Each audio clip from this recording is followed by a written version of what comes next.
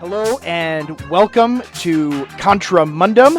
This is your nothing ever happens leader. I'm here. I'm Pastor Andrew Isker with my co-host CJ Engel. Hello, CJ. Doing good. How are you doing? I'm ready to go.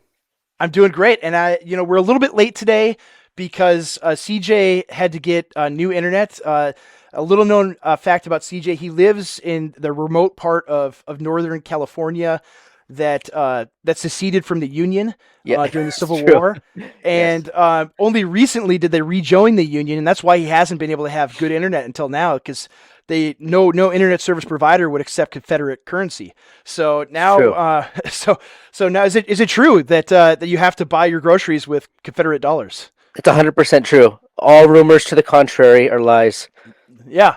So welcome back to the Union, um, and welcome to the internet. Welcome to high speed internet. You're not a bunch of pixels. Actually, you're flesh and blood.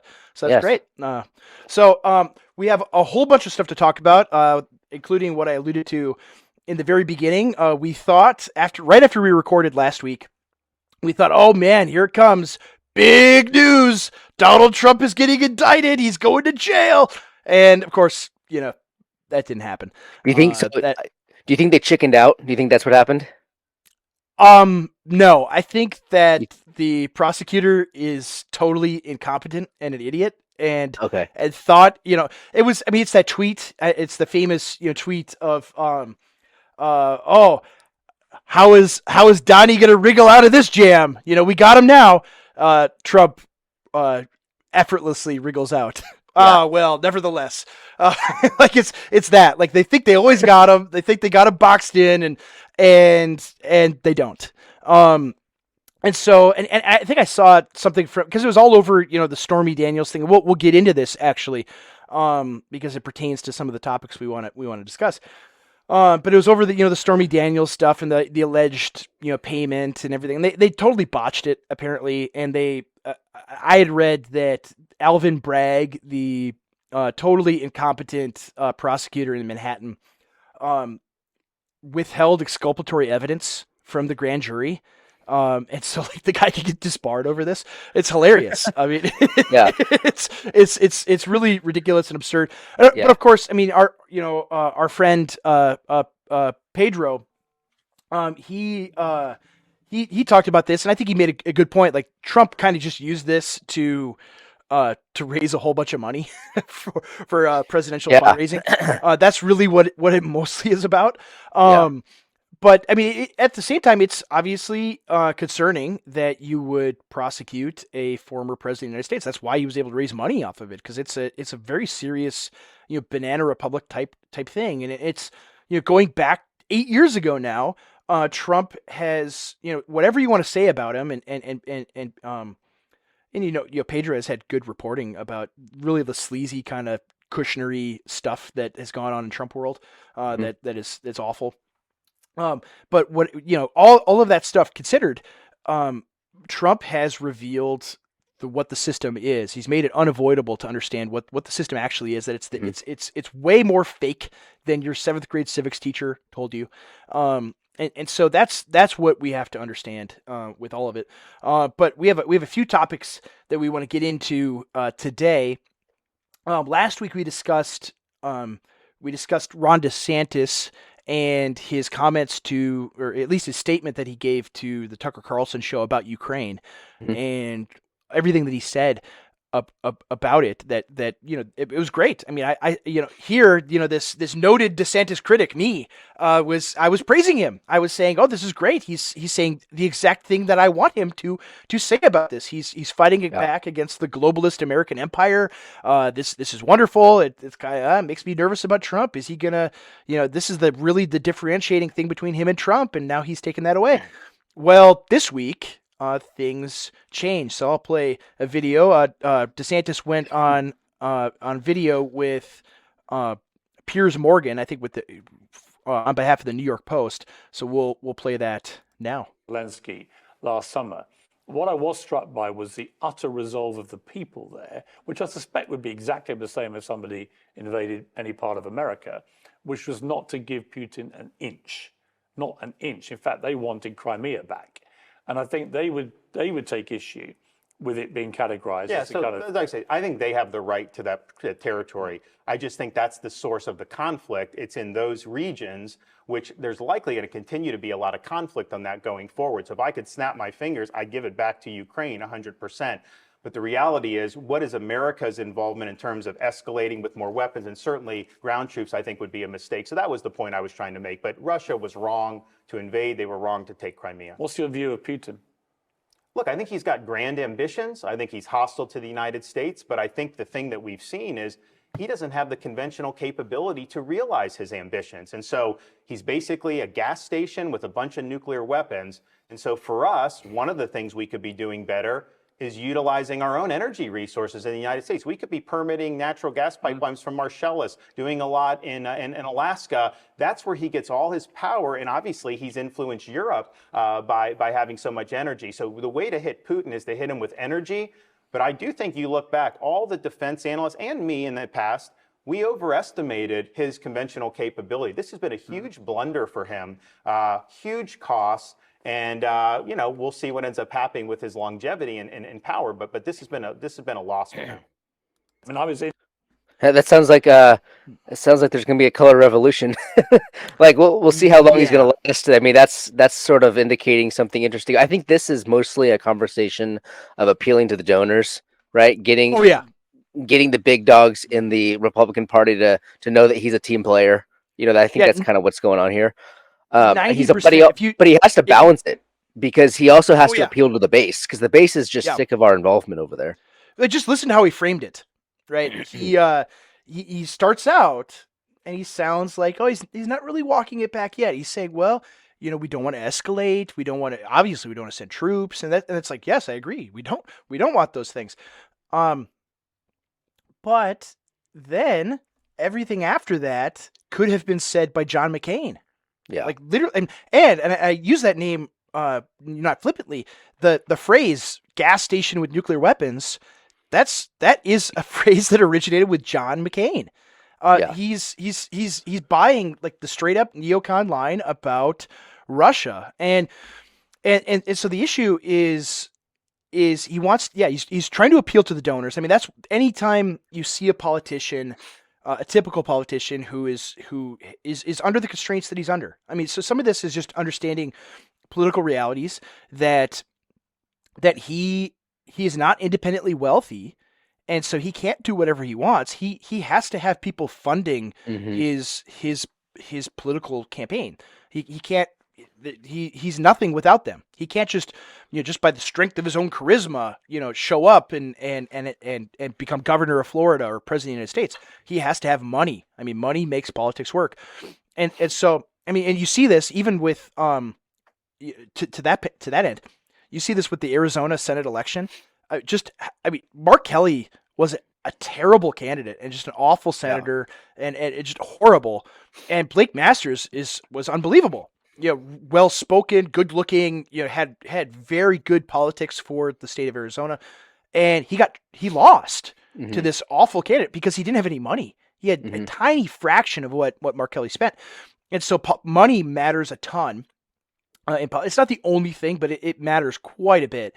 And so you are sensitive to this. If you're a politician, you have to appeal to the donors. You have to bring the donor checks in. The billionaires need to fund you, and so he can't get too far outside of what they want.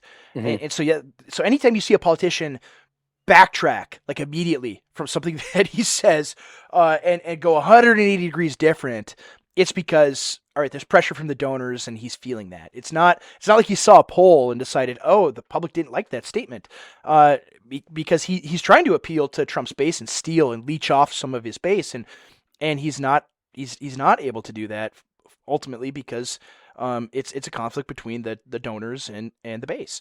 And so you see that on the one hand, and then on the other, the issue and the concern that I had about him and I continue to have about him is foreign policy. I mean, the foundation. I mean, if you look at this stuff, if we made like a chart, and it's like a big pyramid of all the stuff that's bad and what the actual enemy is. It's at the very base of that pyramid is globalist foreign policy. That, like, you take that out, the whole thing topples, right? That's why Trump is the bad guy, even though he's socially, his social politics, he's super pro-gay and didn't really care that much about abortion and all the things that are like red meat to conservative evangelical Christians like us, that we should be, that should make us like Ted Cruz or make us really like Ron DeSantis. Those don't matter as much because they rest on the foundation of the globalist American empire, existing and operating freely in the world and dominating the world and exporting all of this stuff, exporting trans stuff to Ukraine and to Afghanistan and to everywhere else. And so you take those things out, you threaten that, and everything else comes toppling down. And so if he's not a threat to that, they'll let him get away with whatever stuff he wants to do with Florida, fighting a little bit with Disney and things like that. They'll put up with that. They actually benefit from it because they can cast him as an enemy to be contrasted.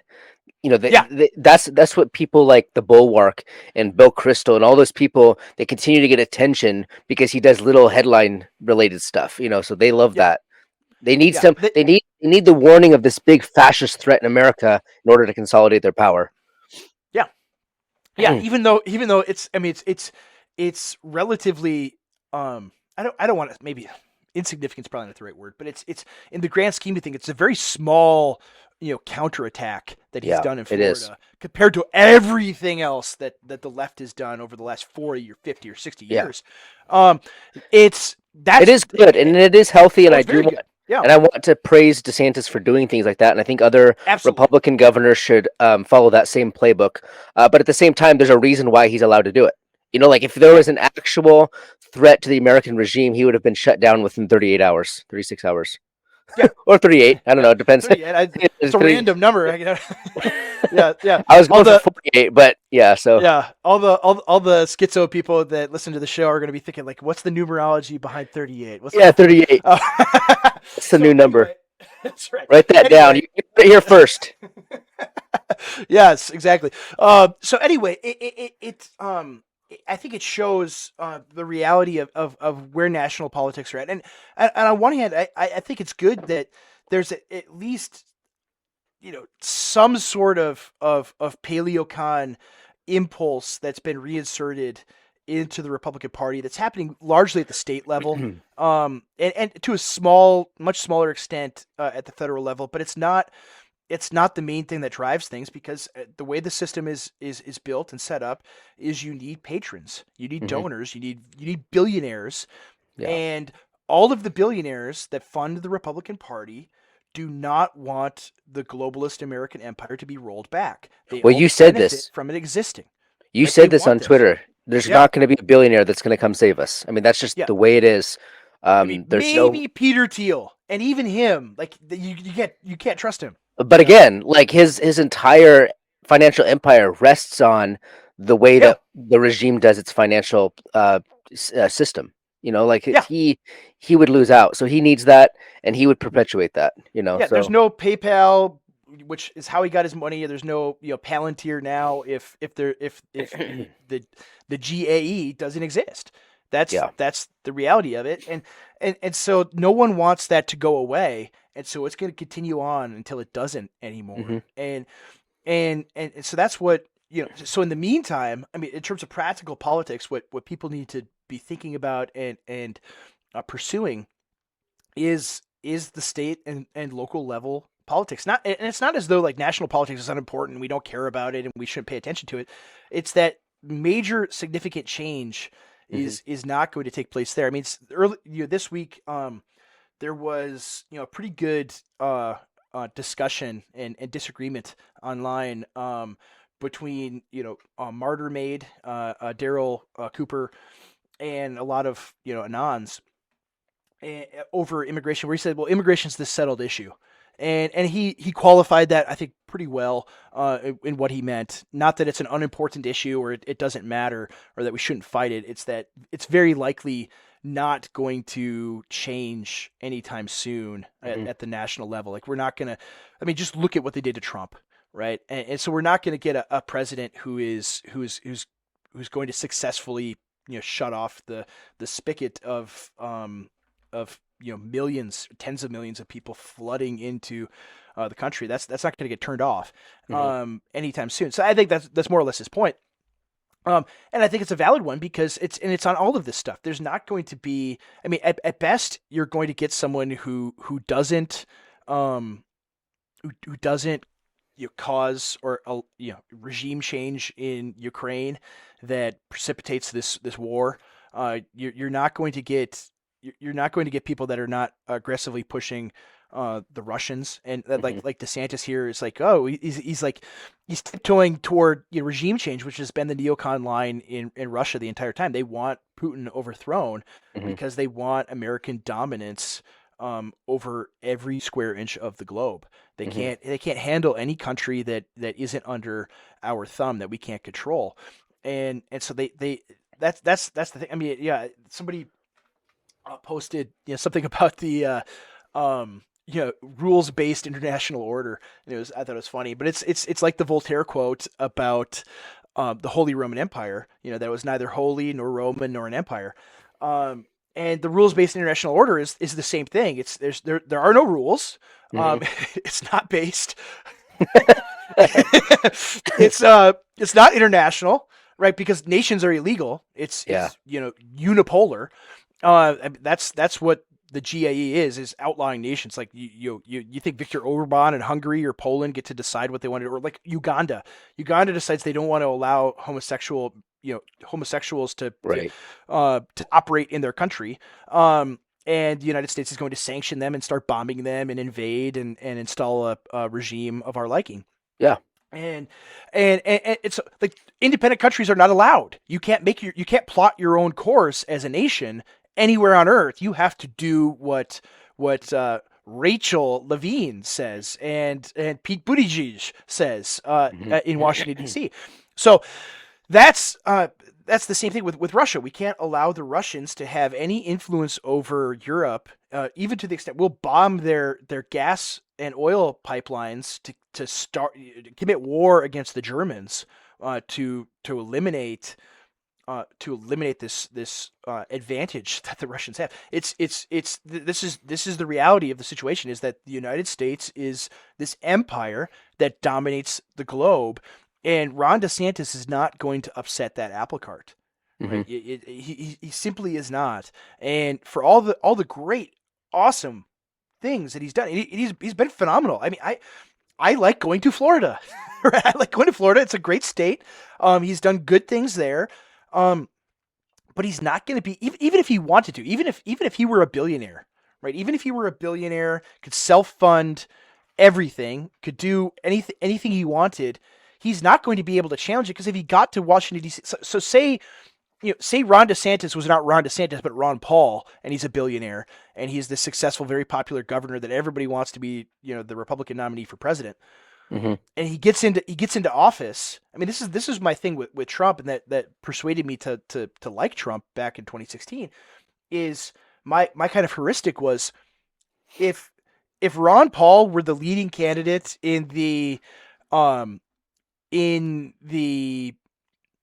Republican primary for president, how would the media treat him?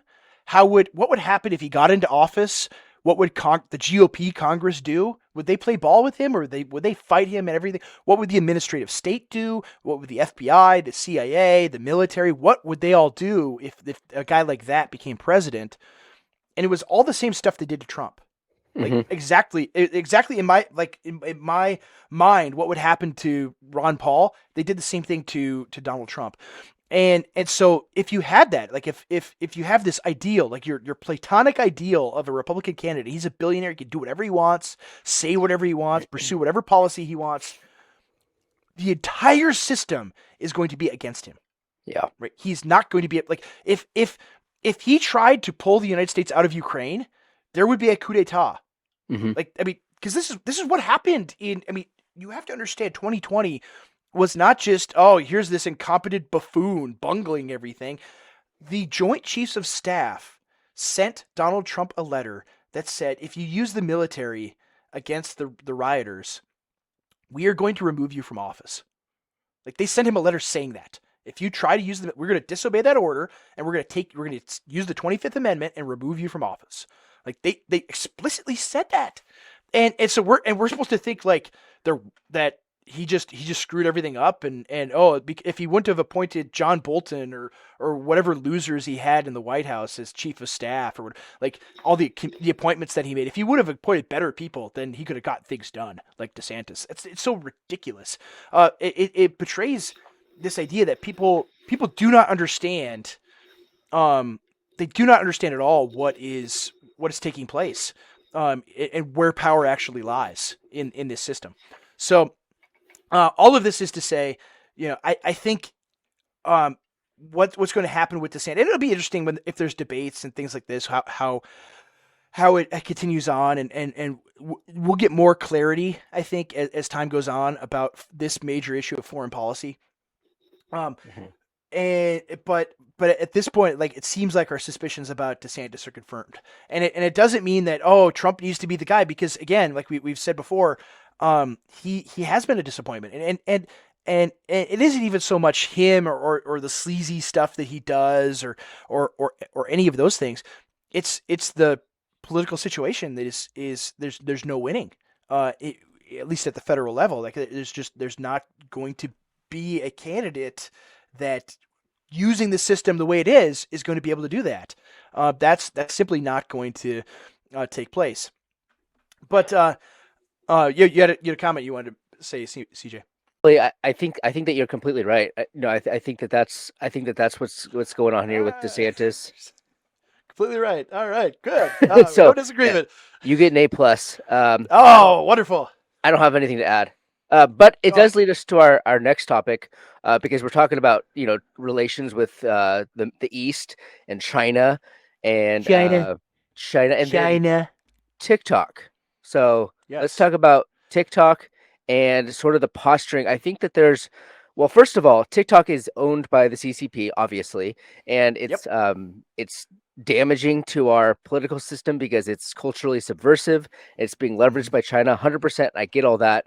But I think that there's too much emphasis on that and not enough internal, inspection. There's not enough people that are recognizing that we don't need China to subvert us. We're very good at doing that on our own. So all the subversion's happening already.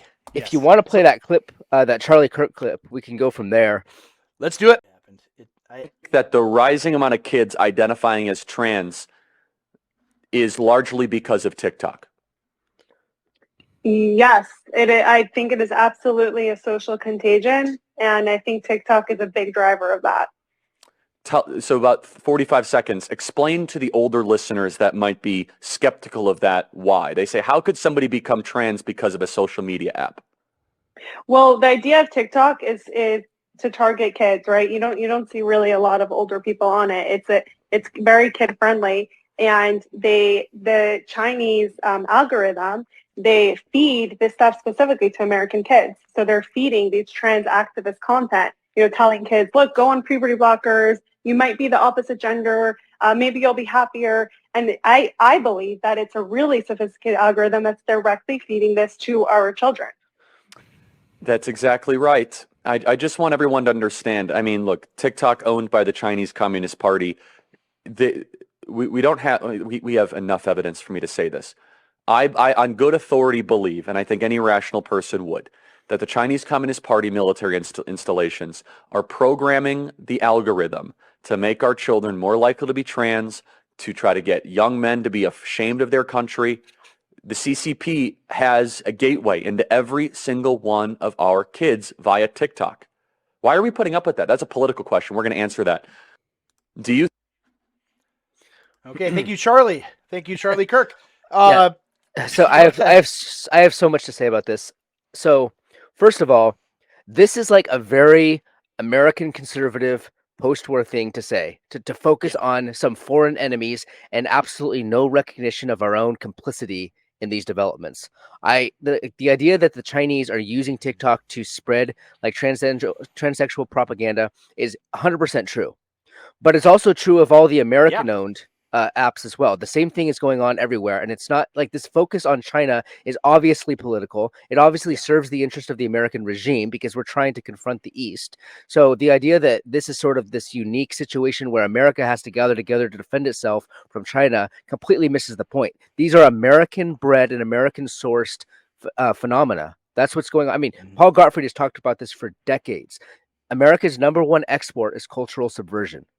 And the whole idea of transsexualism is homegrown. It's not being sourced in China. The other thing, say what you want about It did come China. from a lab in Wuhan. It didn't. It did not come from a lab. And say what you want about China. There's a lot of bad things you can say about China, but Absolutely.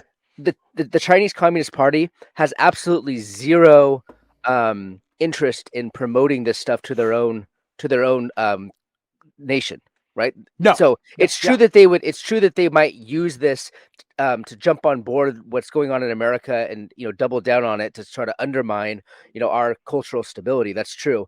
But these are trends and these are priorities that the American regime has explicitly said is part and parcel to their view of the world and the way that they want the world to go. I mean, just the other day, some State Department hack was saying that the LGBT plus agenda is a key component of American foreign policy. That's 100% true. We are the ones spreading it. One of the commenters on Twitter pointed out that when Uganda passed this bill, there was one nation that was looking to sanction them and looking to really get back at Uganda for going this route, and it wasn't China. It was not. China. No. We need a little bit more introspection. We need to recognize that these are trends that were born in America and they're growing in America and they're exporting to the world via the American foreign policy mechanisms. So I'm not going to sit here and pretend like China is the number one threat pushing these things on us. This is in our schools. It's in our entertainment. It's in our media. It's everywhere we look here. And I mean, the idea that China is using TikTok algorithms to influence it. The other thing too is, I don't think like we're all going to be normal, like, heterosexual people. And then all of a sudden people get on TikTok and they change their mind. Like that's kind of ludicrous.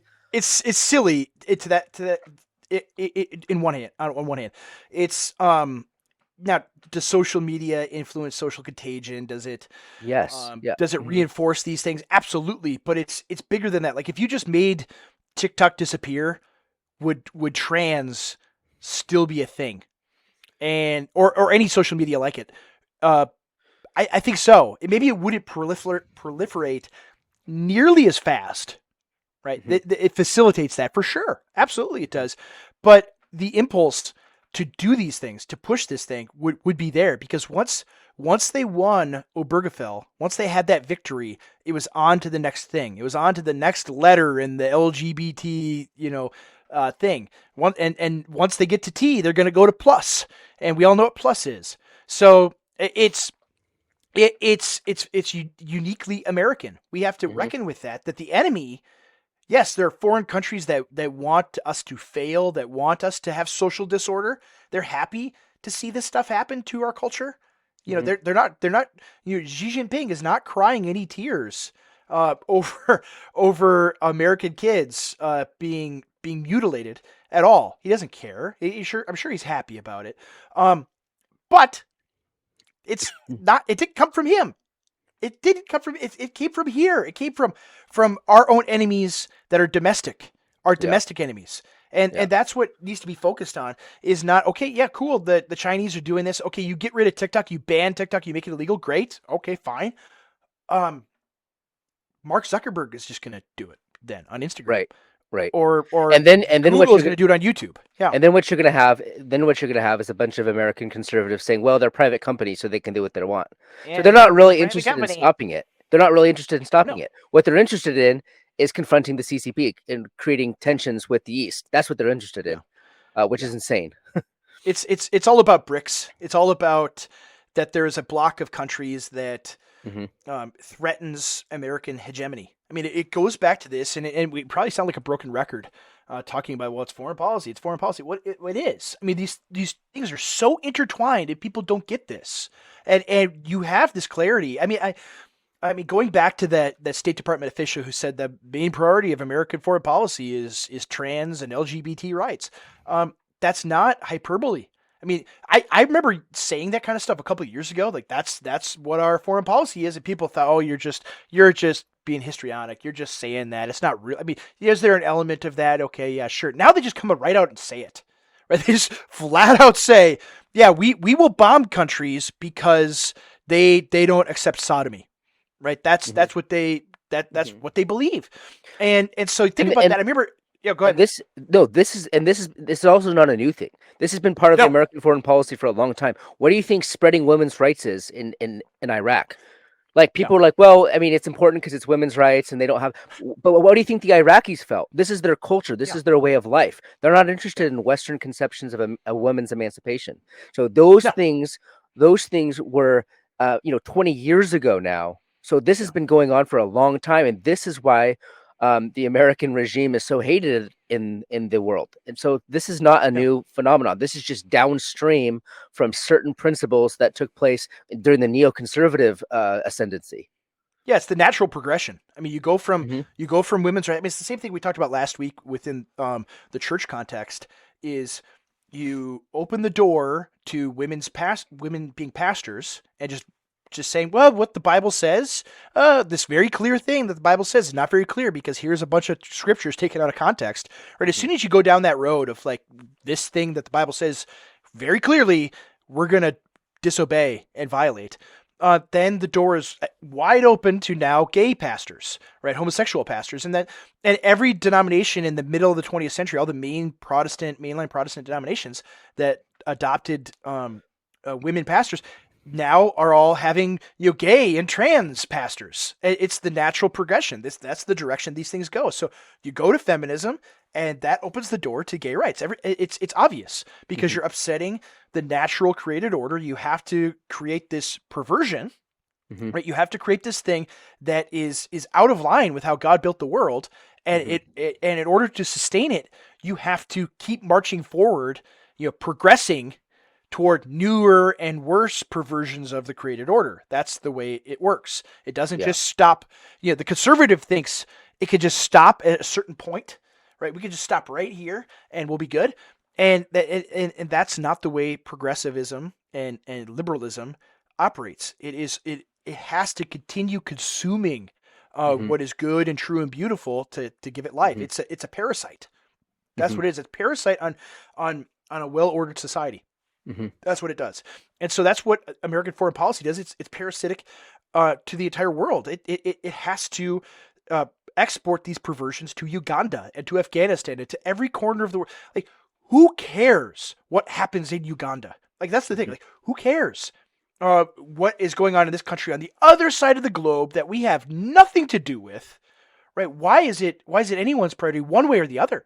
But it does matter to a country that seeks to dominate the planet and to make every human being conform to our way of life. That's what it does. Well, they also recognize that when you start having these, socially left, like these woke trends going on in certain countries, it breaks apart the strength and stability of those cultures. Yes. And a culture that's been broken apart can be easily ruled by outsiders. So America is actually the regime, not you and me, we're not, but the American regime is the one that benefits from these destabilization projects. They're the one that can expand their own cultural hegemony worldwide by doing these things. So yes, their strength and their expansion depends on breaking down. So the very things that we're saying about the CCP, it's actually, we need to look directly to Washington, D.C., because that's the operating model. That's the thing. That's exactly what all these other countries should be saying about and they are saying about Washington, D.C. Oh, they are. Everybody knows this. They're pretending like the CCP is the greatest threat to our own stability. Look homeward. It's right here. We are the bad guy. You know that meme? Exactly. Like, what if we're the baddies? Like, yes, that's what's going on here. Yeah, that's just it. And I remember going, back to our hardcore libertarian days. That I remember arguing with other Christians about the military, and I was almost, we were so anti-war in those days, both you and I, that you're almost quasi-pacifistic, where it's like, well, what does the empire got to do that'll get Christians to not join the military and not do this, not go fight in its wars. And of course, my views changed since then, on warfare and things like that. Although I'm still very anti-war, but not in this idealistic way, but just in this pragmatic sense that I don't want wars for the globalist American empire. Mm-hmm. Sometimes wars are good and necessary, but these are not. And so now it's come full circle, and we literally, like, the thing that I would use as a reductio ad absurdum like 10 years ago to say, well, what if we go to war over a country over gay rights? And that's like the explicit casus belli, right? Is we're going to bomb this country because they don't like gays. And that's the only reason we're going to war. Would you send your son to go die in that war? And people would reject it out of hand. They'd say, that's stupid. That's an idiotic argument. That's never going to happen. And it's like, well, here we are. It's on the table now. It's on the table now. Yeah. And I think about that. It's like, I wouldn't want my child, my son, to go. I would be proud of him, of my son, to go fight and even die for my country, to defend our home and our neighbors. I would proudly go die and fight and go to war for my people. That's a good and righteous and just impulse. But to send your son to go die so that a man has the freedom to use the anus as a sex organ, that's abominable. And I remember, Peter Leithart has a good, very short book called Between Babel and Beast. Or I might be misstating the title. I remember reading it, and it just talked about the American empire, that you have empires in the Bible, and their job, Babylon, Persia, Greece, Rome. Their job was to be these guardian beasts. Everyone thinks the beast is the bad thing in Revelation, but actually the beast is this empire that protects God's people. That's what the Babylonians did, the Persians did. They were this beast that protected God's people. And his argument is that America has been this guardian beast, this guardian empire that protects the church, but it can easily slip into becoming a Babel that persecutes the church and is rebellion against God. And he wrote this maybe 10 years ago. And are we in that territory now where America has gone from beast to Babel? Absolutely. I mean, when you have State Department officials say, we're gonna commit an act of, I mean, that's what a sanction is an act of war against a foreign country that's going to ban sodomy. When you're threatening war against a country over that, you're a Babel. You are God's enemy. You are an enemy of God. And so do I want my child dying for that?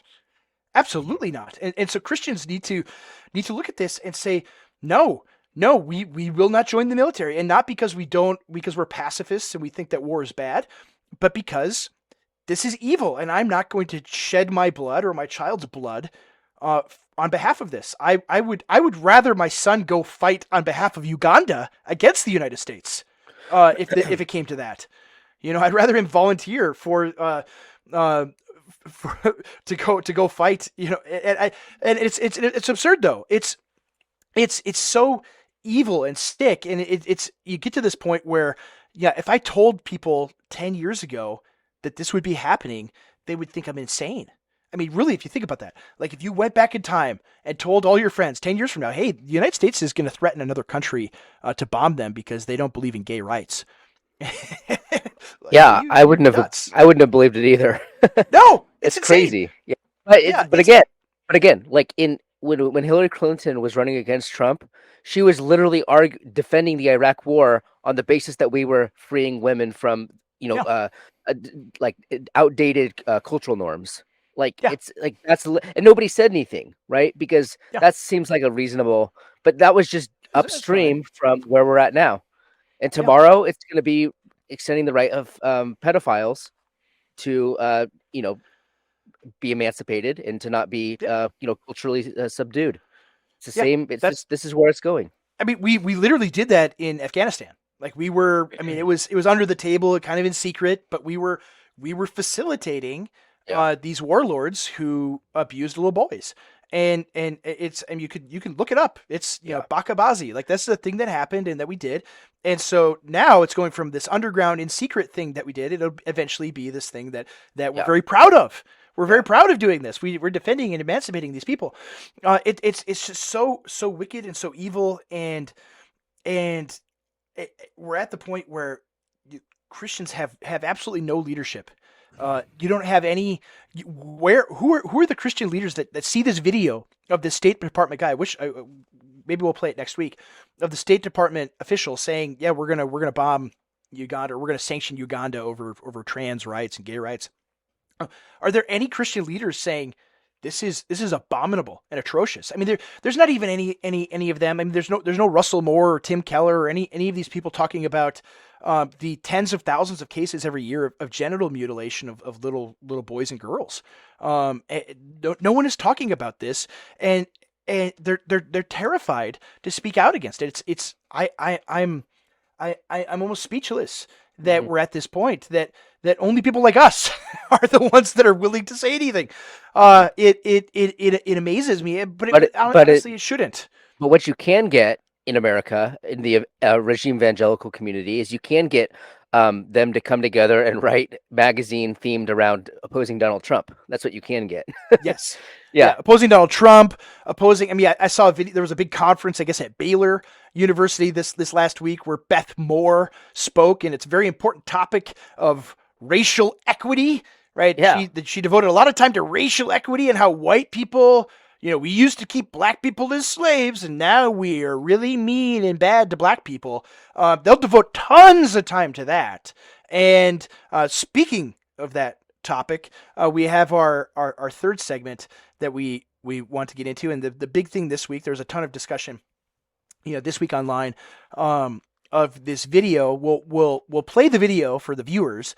We won't play the audio because this is a family show, and this crazy man says, he only knows a few words, and most of them are ones you can't say. They're not suitable for work or for children. So I'll add it here. Hopefully I don't have to bleep anything out. Okay, so this guy's sitting there on the subway. We'll describe it for the viewers. We'll do the play-by-play.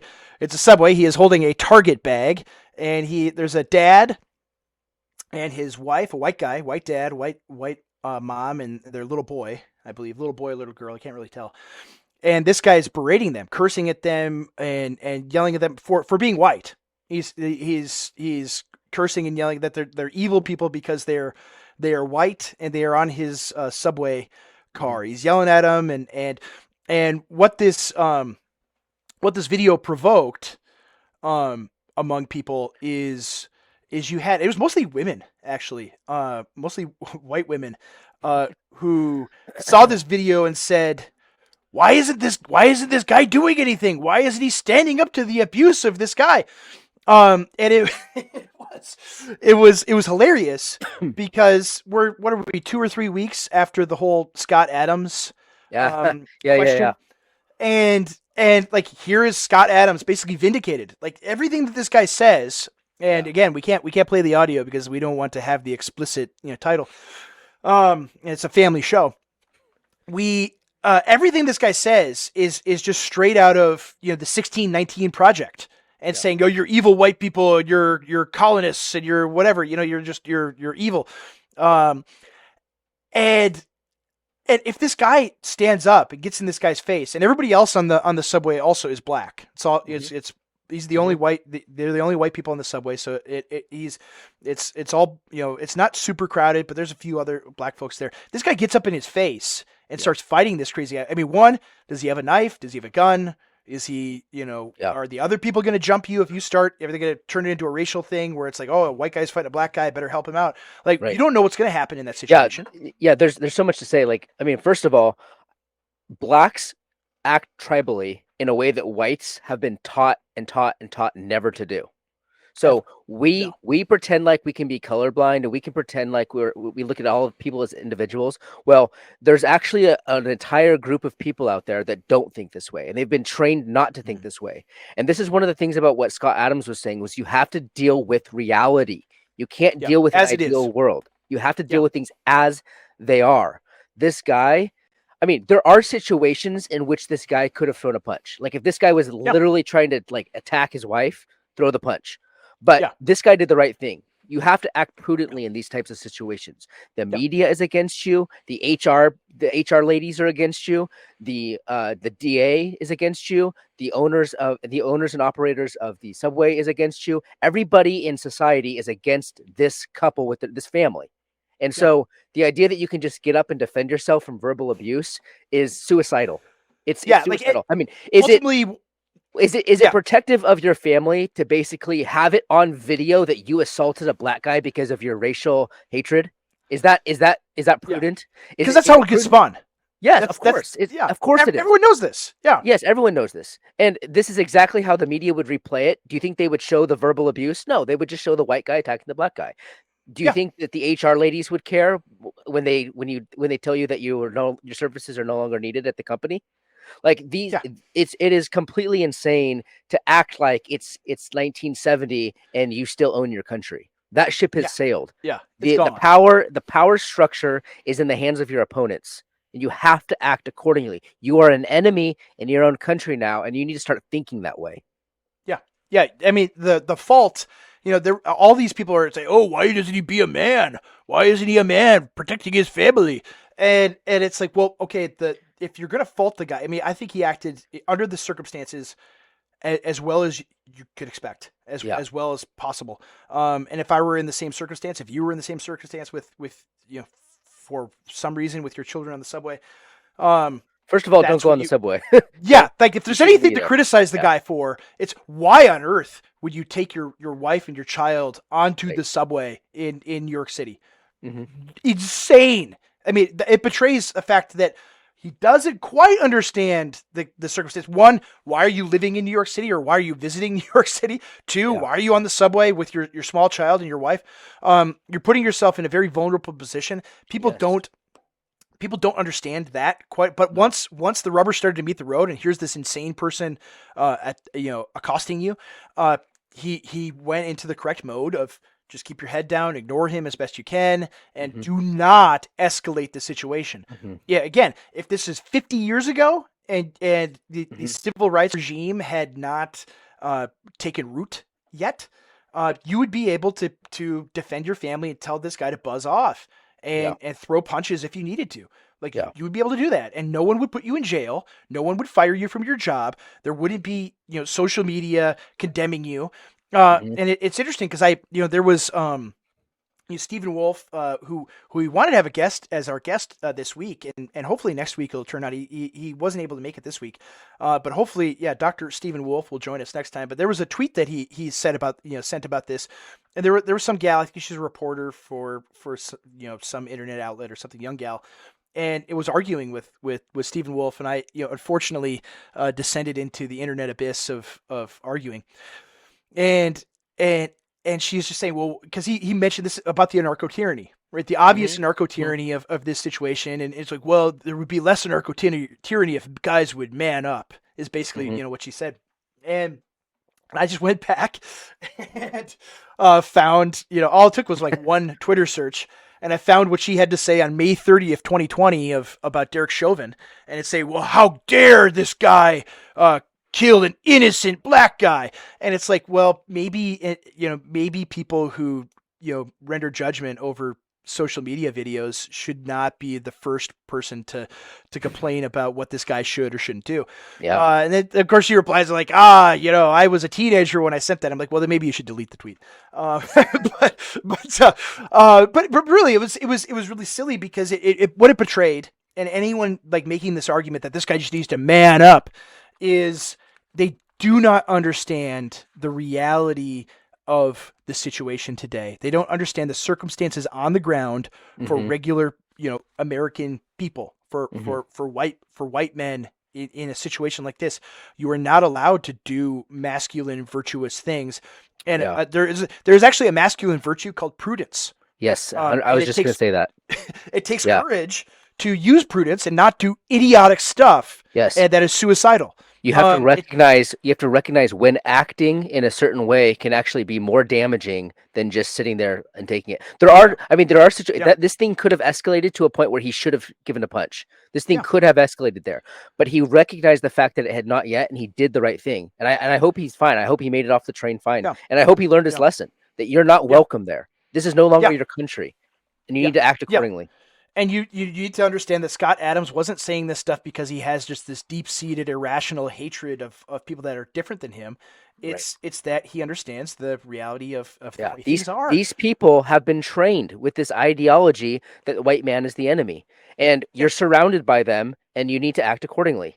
Right? This doesn't mean that every black person in your church is the enemy. That's not at all what's going on here. But in the city, in this situation where you don't know these people and they're completely foreign to you, you have to operate without your ideological blinders on.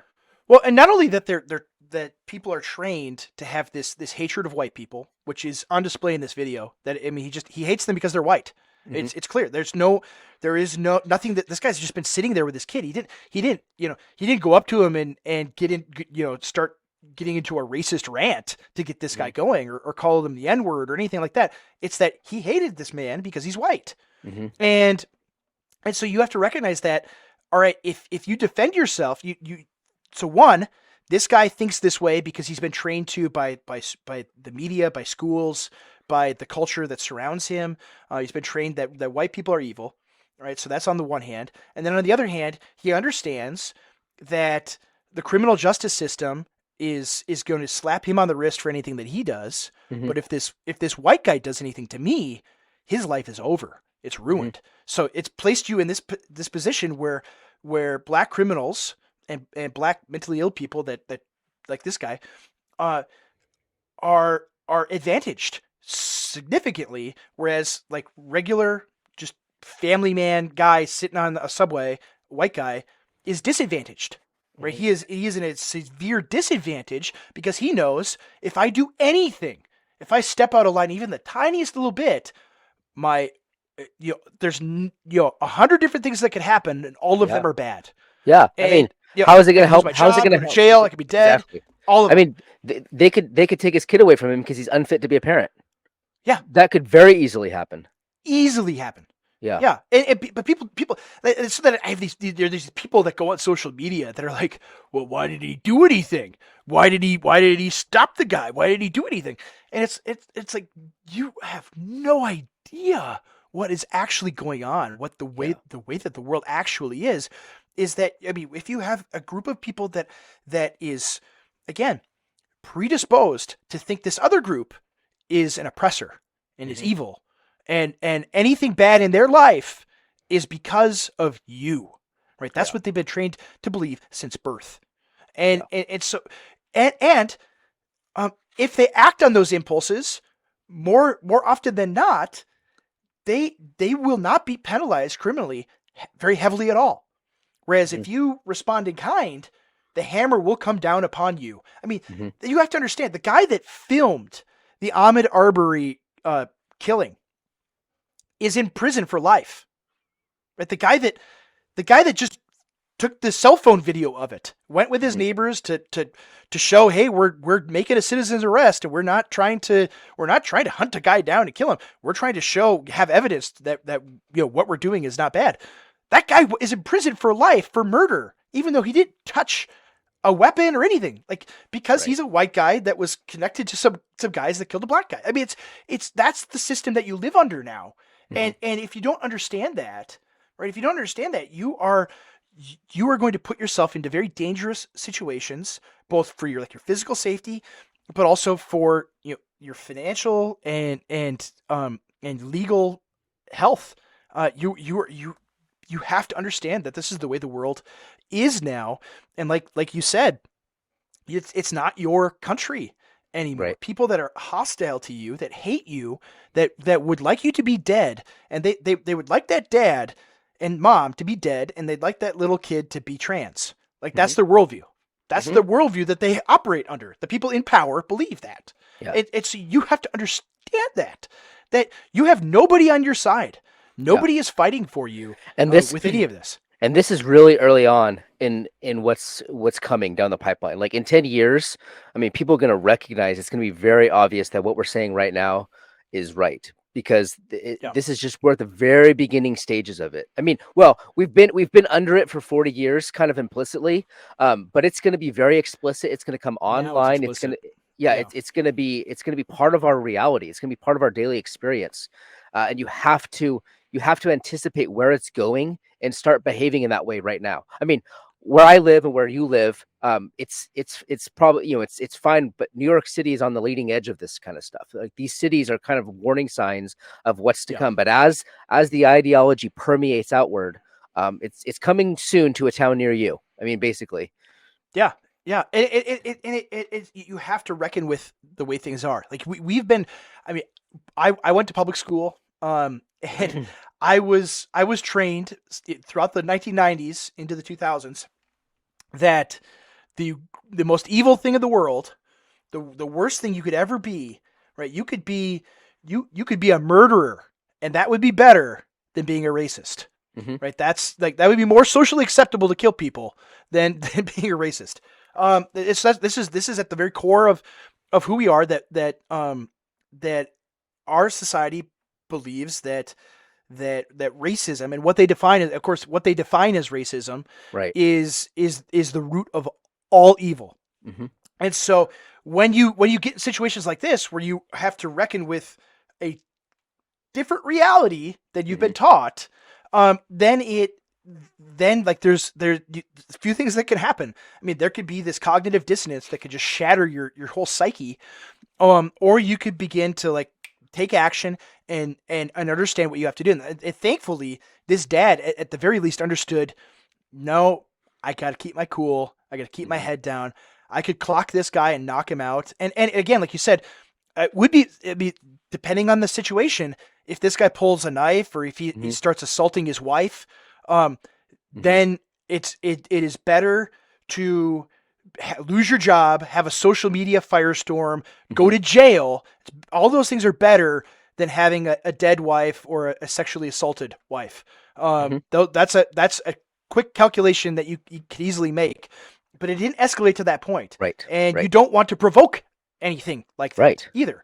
Right. You want to protect your family, and you want to protect this little person that you were responsible for. And so this is a microcosm, like you said, of some of the things that we need to understand in our country, is that there are Interahamwe mobs. Like, if you know about Rwanda, you understand that the radio station broadcasts this stuff, that you know, this group of people is very bad and they're evil and they're the oppressors and you need to wipe them out. Well, that's us. Yes. Right? Even though I grew up poor, my dad was a truck driver and then a mailman. We didn't have a lot of money. We grew up like, you know, working class white people in rural town. But we're oppressors, right? Even though we right, you know, because aren't rich, it's not, you know, we never owned slaves. You know, it didn't matter. Right. Yes, so while you were being trained that racism is the number one sin in the world, while you were being taught that model, the blacks and other minorities were being trained that the white person is the ultimate enemy and that you're being oppressed by them. So they're building up this like liberal sentiment among whites, and at the same time they're building up this militaristic sentiment amongst minorities, and this is how they create race wars. And I would love to live in a world where there's no racial tensions, but you can't operate on what you would love to live in, you know. I would like to live in the Captain Planet 1990s world that my public education told me exists, and that a lot of well-meaning people think actually exists, that everyone's all individuals and no one thinks like this. But I mean, but you see it, like, and this is why I brought up Beth Moore and this symposium that they did in Baylor, is because you have evangelical leaders still acting like this is the number one issue in the world, is racism, is white people doing mean, bad stuff to black people. That this is the top priority for Christians to view politics through this lens. That's what we got to do is talk about this stuff when it isn't. I mean, it is hard for me to conceptualize at this point how someone could think that. Yeah. Right. How someone could like buy into that, be a true believer of that, and not cynical. Like how? Who are the people that buy this? You know, it's Mhm. amazing, but it's the same people that put Ukraine flags in their profile and things like Yeah. that. It's just totally mindless people that are unable to think for themselves. But thankfully, no one like that listens to our show or watches our show. Only the highest IQ, brightest, most thoughtful people listen to it. So we thank you all for listening, especially if you made it this far. But that I think is what's going to happen is more and more people, like you said, into the future, like looking on into the future, what is going to take place is more and more people are going to have this cognitive dissonance, like Scott Adams had, and like this dad probably had, where this idealistic, idyllic world of no racial problems um, does not exist.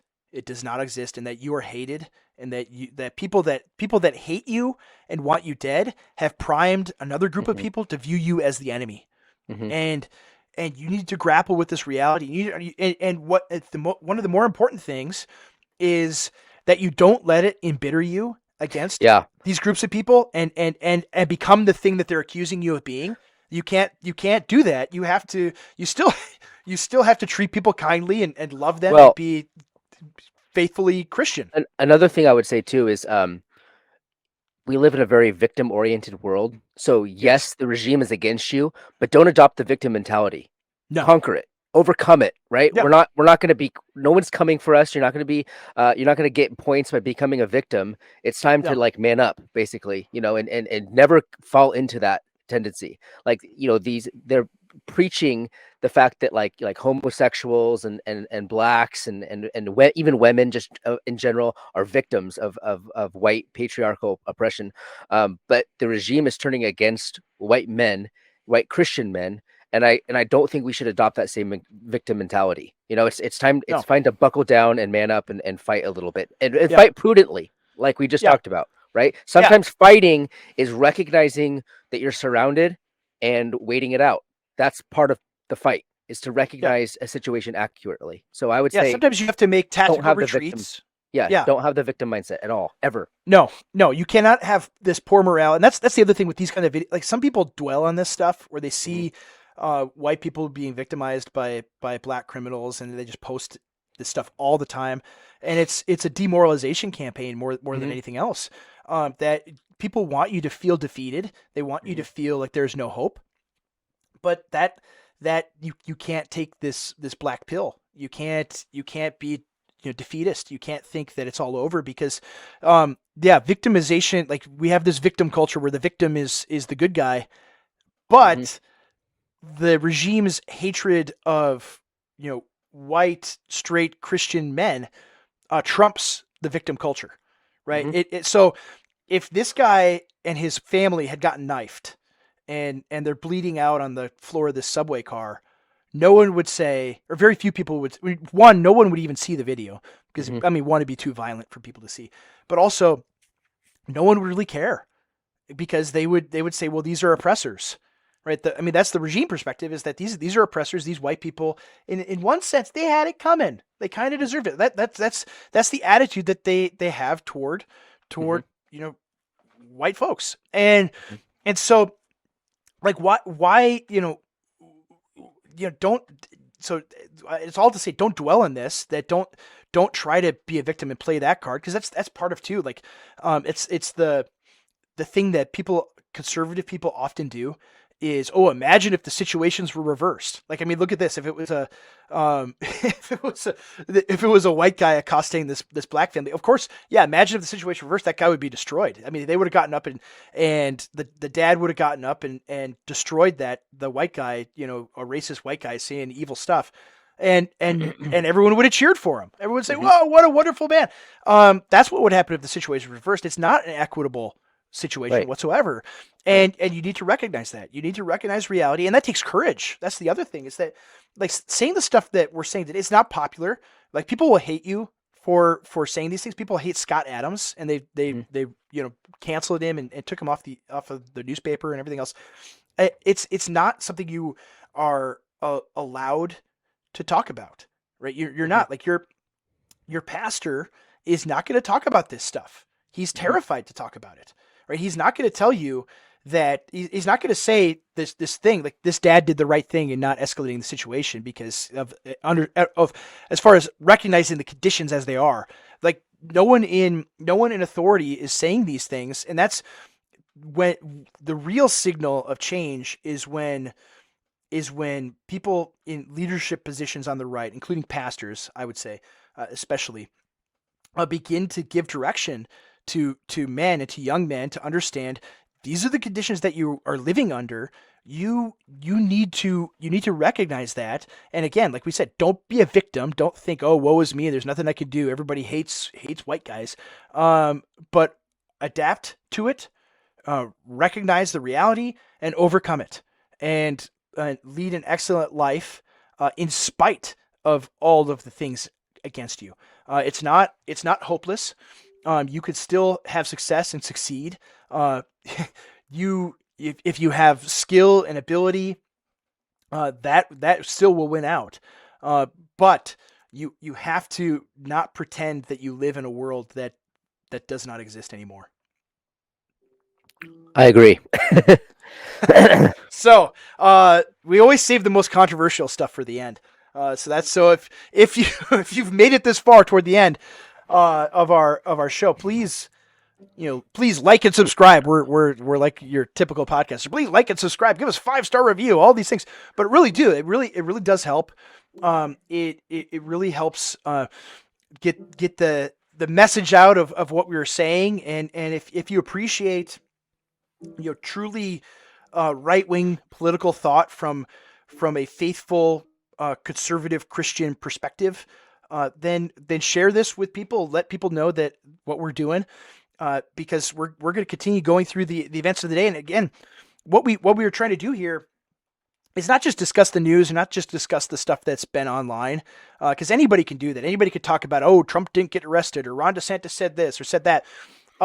We want to think through these things on a deeper level and use them as a way to teach a way of thinking about politics that is largely foreign today. And so if you value this, let other people know and let them know where they can find us. But CJ, is there anything that you have that you've worked on this week? I know you released another post on Substack recently, but what stuff can people find that you're working on outside of here? cjingle.substack.com is where you can find my posts. And this week was a little slow for me. I was really, really busy and my internet was down half the time. But that's where I will be posting and writing. And of course, on Twitter at Contra Mordor, not Contra Mundum, Contra Mordor on Twitter, and on Gab, Contra Mordor. So look me up. And I'm not, so my sources are telling me that they're actually going to shut my account down unless I get 2,000 followers by the end of next week. So I hope you do follow it. Yeah, it's pretty bad out there. I hope that people follow it. We better share that. We better get you some followers immediately. Yes. As for me, I have some more posts that are coming out on news.gab.com. Hopefully by the time this podcast is out, there will be a new post about in the series that I'm doing about surviving trash world. And one of it, the next in the series, is deconstructing from the religious faith of liberalism, of liberal democracy. It very much is a liberal faith. It's a thing that the globalist Americans take on faith, and it's at the core of their religion.